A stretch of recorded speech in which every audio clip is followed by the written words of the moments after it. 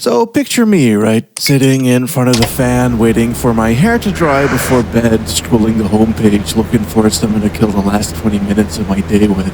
However, as I scrolled, I noticed that some videos were a little bit off. And I don't mean like this. More so like this. Noticing a pattern between what was or wasn't blurred, I figured that it might be the age-restricted videos. So, with a worrying feeling sinking in, I went back to look at my own channel to see, and yep, my handful of demonetized vids blurry.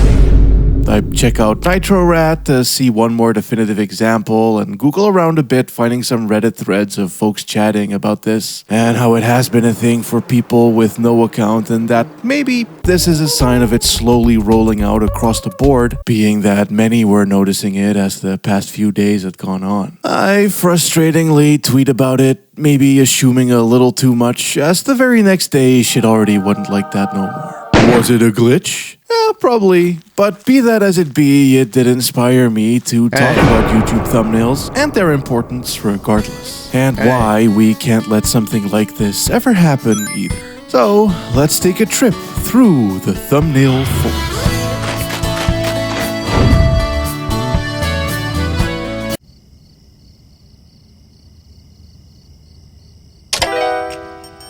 Movie posters, album covers, book covers, and game box arts. These all stand as cultural signifiers, marks of their respective eras, and pushers of trends and evolutions in graphic design and visual language. Like typography, or which colors are popular, drawn art, photography methods, or simply showcases of new developments in technology that creators excitedly jump upon. These shits matter, to the point where some even living whole entire lives of their own removed from what they were once attached to. And I would argue that YouTube thumbnails are also exactly like this. Right, I get it. Lots of people probably think of all the easily memed garbage, repetitive copy-paste spammy content farms whose thumbnails feature endless rows of them making the same set of facial expressions as if a ever downward scrolling plunge into insanity. But this is still a mutation in visuals unique to YouTube as a platform. Even if you don't like it or think that it's a problem, it's still a YouTube-ass thing.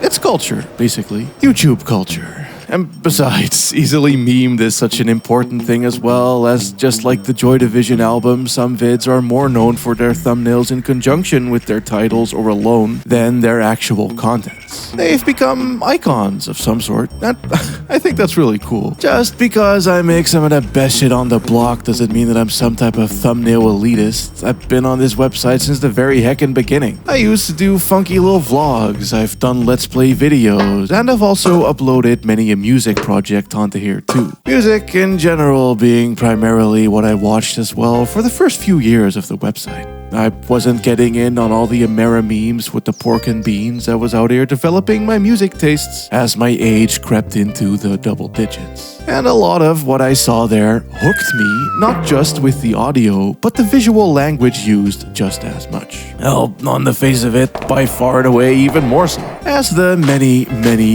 bootleg uploaders out there who were bumming songs en masse onto the platform would often use their own templates, thumbnails corresponding. It's all gone, sadly, in a post-content ID world, but I've tried recreating a bit of what I saw back then, which is what you've been seeing. Either way, I hadn't truly thought about this at all before I wrote this script, but I think those music bootleggers were what first showed me the power of graphic design. How the consistent brand vibe and style drew me in and got me to click and stick around. It ostensibly packaged the music with a image, same way the fashions a artist might wear or their album covers and music videos do. So I suppose it does really make sense that I do my thumbnails like how I do them nowadays. Hello? Oh.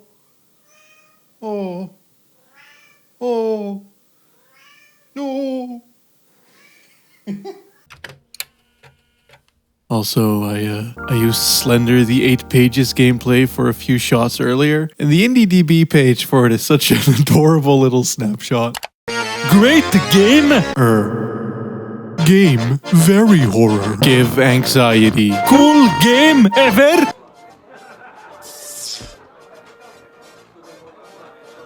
Anyway, in 2019, I'd finally get my own laptop for a birthday, and from that point onward, YouTube would become entirely, solely, and primarily my source of entertainment. Even to this day. I don't watch Netflix or whatever else or other forms of television. I barely watch any movies, I can't read, and I'm too impatient for most live streams, and so thus, I watch YouTube, I watch TikTok, and I play whatever games show up on my channel. With this fucking place being a solid 90% of that pie, to be honest, and so I do see a lot. Observing all the trends, the dramas, the risings and fallings of stars and the genres and movements that pop up. My channel might not show it because I'm too stubborn for concessions, but you best believe that I have a fairly decent grasp at what goes on here and why. And man, has there ever been a fascinating mutation going on recently? I'm of course talking about the Mr. Beastification of YouTube thumbnails.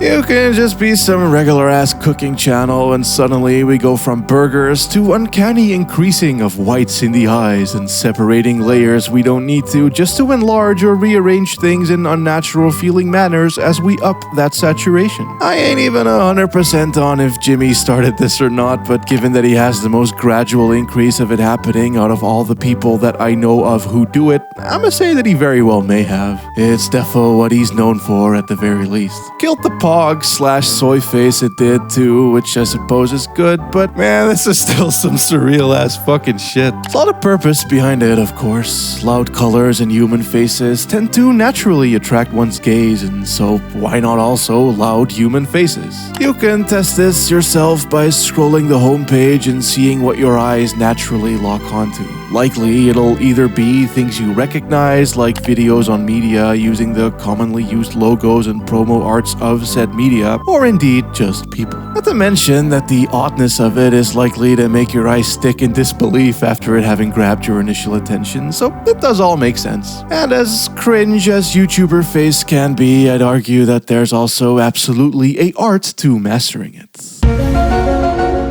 Like, I guess Pro Jared has in his own way.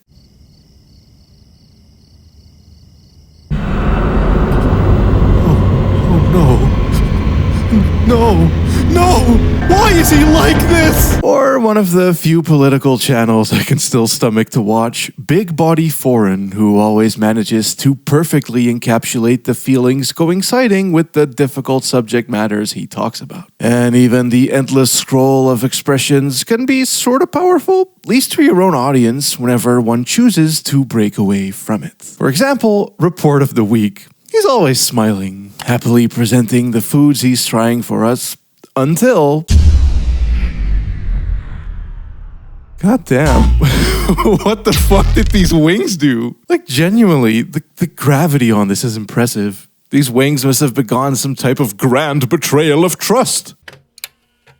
Though, like I said, standing out amongst a crowd can be hard, especially when it's a algorithmically driven crowd where many normal crowd gather rules don't apply because that shit's pretty much wholly luck-based. But bum rushing your own audience with a guerrilla sneak attack, a left hook when you've only been hitting rights, that's ice cold. Hard as fuck. You stood out amongst the yourselves, which you can really only do on YouTube like this. As a distinct style, though, I'd wager the reaction face is something folks likely stumbled into on accident. I mean, early on, the site picked a frame of the video for you, and during that time, it wouldn't take long for it to become very obvious that certain things would stand out more than others. Once it became possible to upload customs, those very things would be exactly what people would latch onto, too. Thus, entering the, oh god, oh geez, I just wanted to see what Vsauce's early videos were like, what the fuck is this, where am I, what do you mean top 5 boobs in gaming, I thought this was a science and philosophy channel, Era of YouTube. A lot of just flat colors and then boobs or something racist, paired with some emo looking twink. That was the formula for a hot minute. This then got followed up by a hostile homepage takeover of gaming content where serialized numbered thumbnails became the name of the game, which then primarily through facecam horror bullshit and angry gamer men turned into face in the thumbnail with extreme expression. For reasons I refuse to go into for the sake of my own sanity, however, YouTube started scrubbing video thumbnails from the homepage circa 2014, upon which music became the big thing to push. And remember how I said that that's how I got drawn into the platform? Stylized music thumbnails? Well, pretty much a whole genre based around that also arose during this time, being Vaporwave. Using striking visuals in conjunction with stylized titles, really using the whole page, the platform, as a way to express itself besides just the music. Bootleg YouTube thumbnails become real, basically. Pretty directly in the monolithic Vivo's case, with their now iconic logo stamped on every music video. I'm ambivalent towards them as a thing, but that sort of stamp of legitimacy is an interesting use of thumbnail for sure. Same way you'd see hella people grow into using a very consistent template or layout for their forwardly presenting clickables even now. Personal fave of mine for this is Jeremy Parrish, a video game historical guy who has some really sleek banners with colors denoting series of coverages. What I dig about these especially is just how much info he packs into them. Even though it's often too small to read, in most display forms it looks fucking great if you ask me. Almost akin to a very clean magazine cover, which fits given how games were covered back in the day. I took pretty direct inspo from this for my 2020 So I've Been Playing run, seeing as people were saying that shit had zine vibes to begin with. Though, either way, I think even the shitty, sleazy garbo, old or new, is sorta cool. Whether it be the goofy gamer faces, uncanny Mr. Breasts, or Vsauce trash garbage, it's all culturally artistic mutations unique to YouTube that tell us something either about the platform at that time as a whole, or about the video or the creator's aims itself. And besides, the way that I look at it is like, sometimes the cesspool of art is where the most interesting and rarest pathogens start to grow, you know? Which is also why one of my favorite thumbnails of all time is actually this.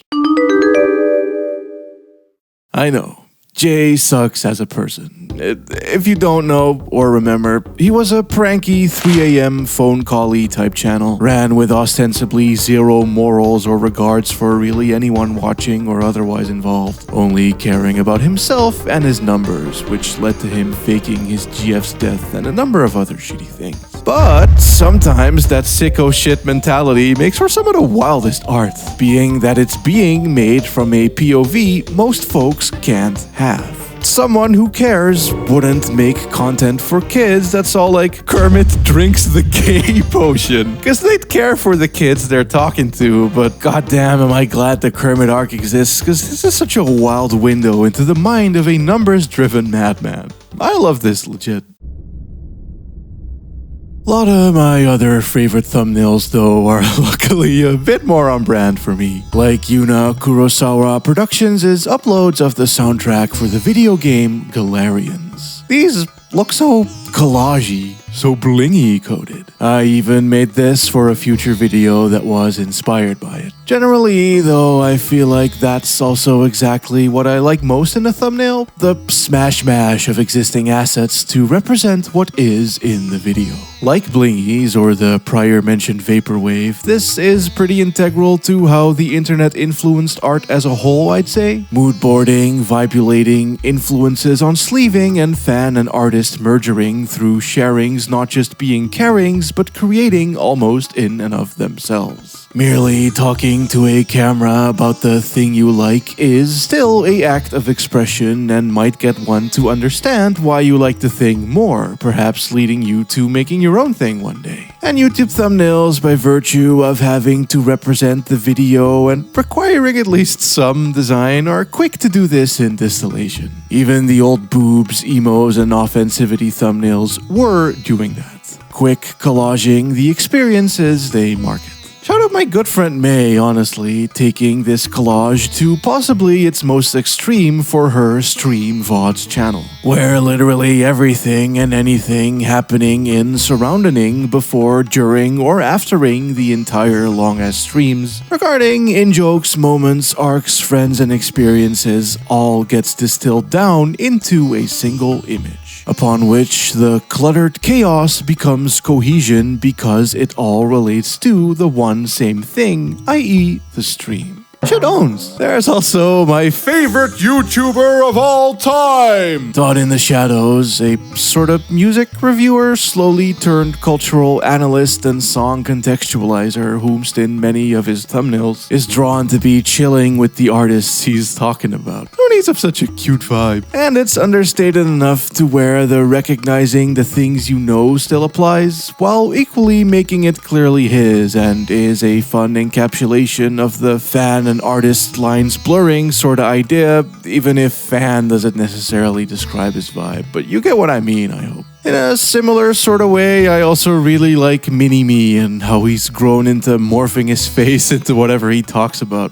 Real freak shit, very disturbing, but unique. I also quite like what the only tutorial channel worth shit is doing, aka Internet Girl, making her thumbnails like mood boards for the videos themselves, and also why does this heinous fucking video keep haunting my recommended? Every time I see it, I think it's just sad fat Jack Harlow, but it's worse. Get that fucking shit out of here.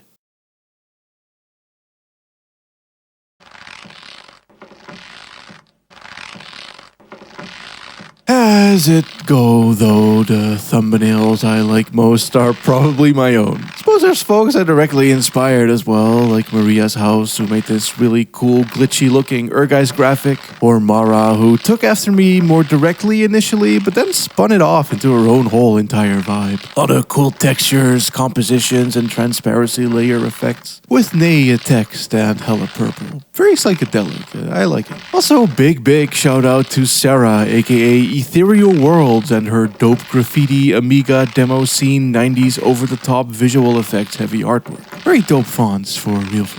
Though, yeah, I'm sure there's folks who'd love to hear me talk about some of my own processes, so fuck it, dog. Let's go.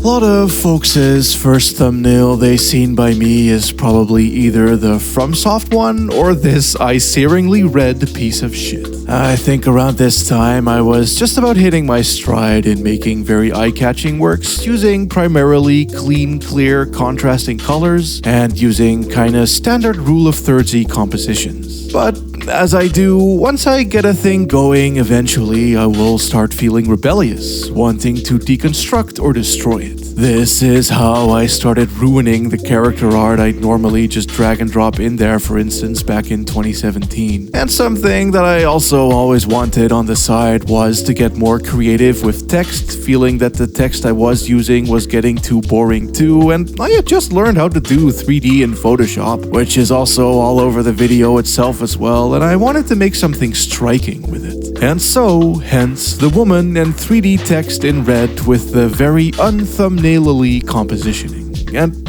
I think I sort of accidentally made something kinda iconic here. People will definitely notice it on the homepage at the very least, but it, along with the video itself, launched many a copycat, so surely that has to stand for something, despite how simple it is. I mean, honestly, I'd personally argue my best thumbnails come from that exact rebellion, almost frustrated sort of feeling. Like I won't be able to find the assets to work with good because the topic's too obscure, and thus throw my hands up in the air and go, fuck it, Japan only PS2 games. This whole entire video is a bit of an audio-visual masterpiece, if I do say so myself, even having a little beat tape made for it and shit, but goddamn, look at how unique this is. Even amongst the meest, myself and eyes. Anyway, right next to it, we got the Kiwami thumbnail, which is also one of my personal faves. got the idea from a fucking packet of ramen I saw at the import aisle of the supermarket. It had that pink and yellow and the whole juicy on display like this, and I thought it was just a cool visual and fitting because Japan. But also, like, Yakuza as a series is a big time comfort food for me, and instant ramen is also one of those always reliable, have him in bad times, have him in good times, solid rock foundational things, and so hence thus and therefore themes. And right above this bitch, we got mysterious GBA games, which I'm also hecka proud of. Saw a gradient off of this Chrome Horse box art, which is fucking incredible as well, because blue and orange felt very Korea-coded to me. Not sure why. Maybe it's their Pepsi-ass flag, or Horang in Tekken 3. I don't know. But it made me feel like having Hangul in there would fit hella, and well, it goddamn did, didn't it? Love the tiny text on there as well. The busy illegibility of which is something I mess with in general, which I took to a wacky, rebellious extreme in the thumbnail. Once again, right above it, I did for Kowloon Detective Chronicle. As time would go on, though, I stopped favoring busy text for hyper-stylized texts, which came at the hands of my friend May of prior mention. You see, we were both strangers of paradising, and where I had my, at the time, typical busy text that I was getting bored of, she hit me with fucking this. And that just straight up broke my fucking brain. I had no idea embossing could be used to make something so metallic, so of course I stole it, slathered the whole fucking video in it, and then entered a new wave of me based on it. With the Sonic 06 going full buck tick, the mysterious 3D fighters and its pretty blingy, edgy, pretty boy character select screen vibes, the Kavia video and its Cypress Hilly texted Quran color schemed and moon-centered black metal swag, Wanted Dead's aquatic neon gold fonts, and the eventual rebellious extreme endpoint of the 500 caliber Contracts trailer logo inspired steel illegibility of the split in half Nina thumbnail, railing against the third rules. I've had people ask me about this particular style before, and I've taken to describing it as metal aesthetics by way of Japan and hip-hop. So they're cooler, prettier, less beardy dude, ponytail dude, dumpy, put a goddamn rose on in there. More colors. And less Eurocentric, only religious iconic graphics. I don't think I'm done with it yet. Wild as though the Nina is, as it's here in this vid's thumbnail for a start, and I also always make shits way in advance to, like this DMC2 one, and if that Nina nail has taught me anything, is that I really get a big kick out of anti-readability. Maybe it's me channeling decades of dyslexic frustrations and foreigner problems, I don't know. But I really just want to make words look as fucked up as possible while still being themselves in essence. I mean, look at this dumb word pizza I'm working on right now. Where will it go? I don't know, but I like it. You might not be able to read it, but your soul will, is more or less my philosophy here, I think. Same with these Patreon credits. Seriously though, thanks all of you. I'd not have the avenue to explore any of this dumb garbage without y'all. I mean, if I had to have a real job or some shit, I'd not have the time to spend half a day with Mara and Kult geeking out over a old Moonlight Syndrome guidebook that's chock full of dope visuals. Specifically, eye-catching me with its arranged screenshots chaotically. Not at all trying to work the characters into the art, if you will, but having them framed and bordered, windowed onto themselves. Which then led to me doing the Wanted Dead video nail, the demo disc nail, the FF15 nail, and the Tekken 2 style nail, all nailing the screens as a means to means. Which is funny, as on the polar opposite of this, I've also been low-key getting into the idea of thumbnails being a little place. The Liminal Spaces vid is very much that, as is the remakes one with the cool forest and the very normal Japan-only PS1 games artwork. That took heavy inspos from pen and pixel album covers. All of these thumbnails depict a scene, a area, with all the characters relevant and even the text itself inhabiting it. Which has inadvertently led to me making what I think might be the most heinous, disgusting, and vile piece of shit I have ever made. The me highlighting of which will just as well double as a sneak preview of my next video. Everyone, here it is.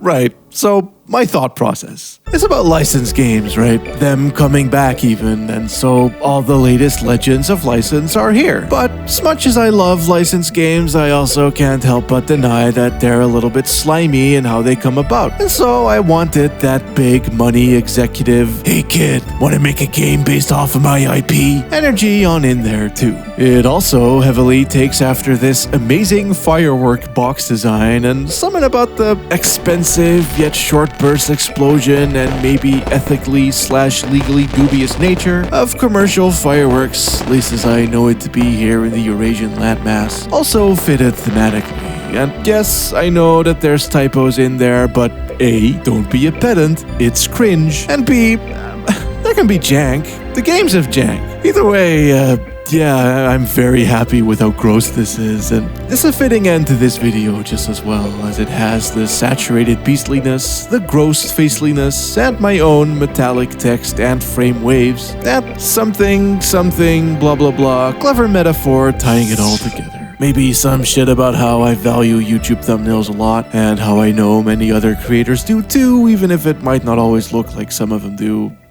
I don't know. Regardless, taking them away from age-restricted videos would be dumb because R-rated movies still get posters and parental advisory albums still have covers, and so blurring thumbnails would inherently imply that they are lesser than. And as this whole video hopefully shows, I very much don't think that they are. Anyway, next time I see y'all, I'll be chilling with Gollum.